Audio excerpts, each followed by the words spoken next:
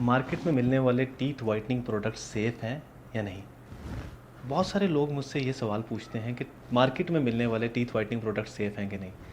इसका जवाब सादा और सिंपल सा ये दूँगा कि प्रोफ़ेशनल लोग जो हैं, जब वो कोई काम करते हैं और एक नॉन प्रोफ़ेशनल, नॉन टेक्निकल आदमी कोई काम करे, तो फ़र्क होता है।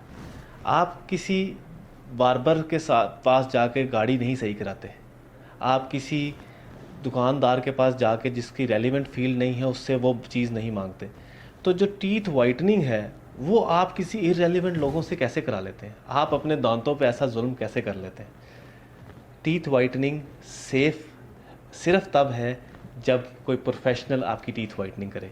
ये जो प्रोडक्ट्स मार्केट में मौजूद हैं, ये आपके दाँतों के एनामल को, जो कि आउटर सरफ़ेस होती है, उसको ख़राब कर रही है। खुदारा टीथ वाइटनिंग प्रोडक्ट्स बिला वजह इस्तेमाल मत करें, इससे आपका नुकसान हो रहा है। सिर्फ वेरीफाइड डॉक्टर से अपॉइंटमेंट बुक कराओ। ओला डॉक, डॉक्टर का अपॉइंटमेंट आसानी से।